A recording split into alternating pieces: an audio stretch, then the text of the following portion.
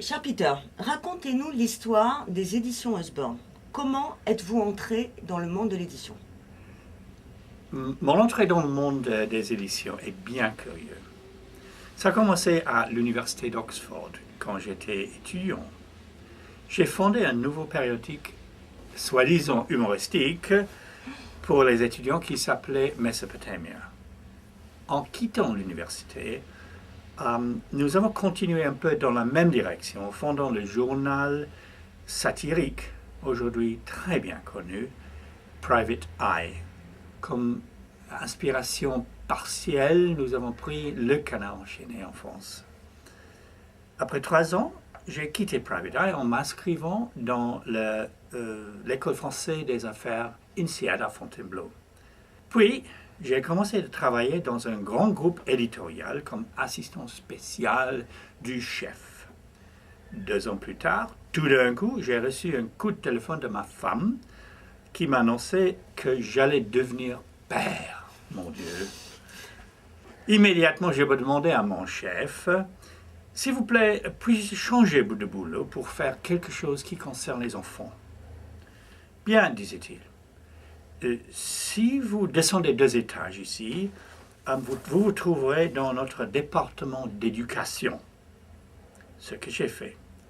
Après des années, je me trouvais un jour avec mon ancien chef qui me demandait « Qu'est-ce que vous voudriez faire prochainement ?»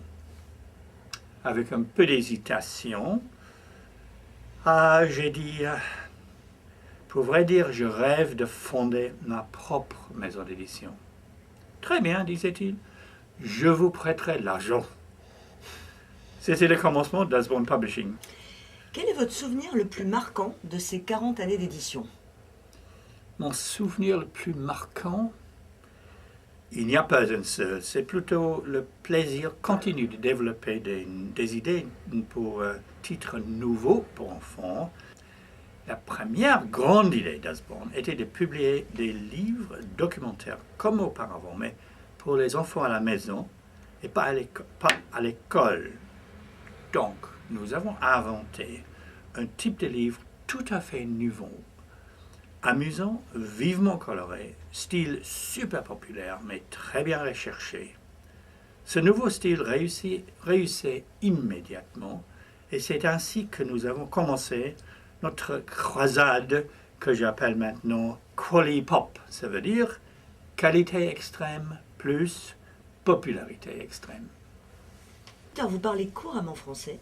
Comment se fait-il que vous connaissez si bien la France et aussi le marché français? J'ai passé 1 an à INSEAD, à Fontainebleau. Puis je suis propriétaire d'une très belle maison à Grasse.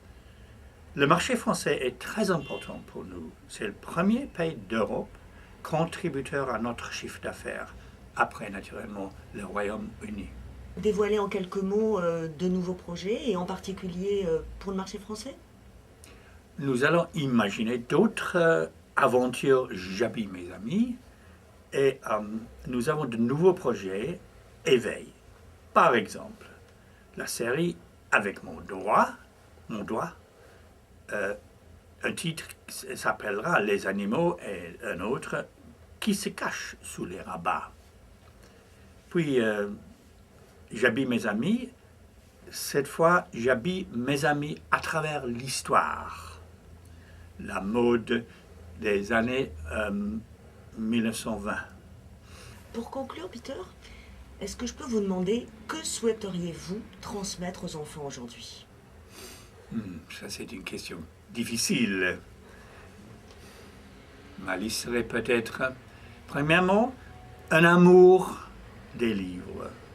Puis, le sens que le livre et la lecture sont tes amis, pas tes ennemis.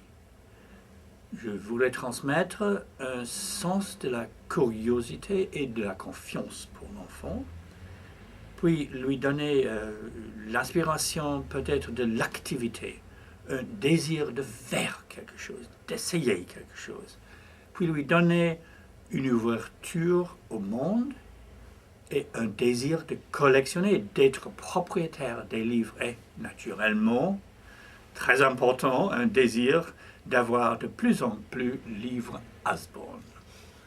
Grand merci, Peter. Merci à vous. Et pour finir, je voudrais bien remercier moi-même tous les gens qui nous ont aidés en France. Merci à tous les libraires qui sont encore si nombreux en France, pas en Angleterre malheureusement. À tous, mille merci et bonne chance pour l'avenir avec les livres formidables Usborne.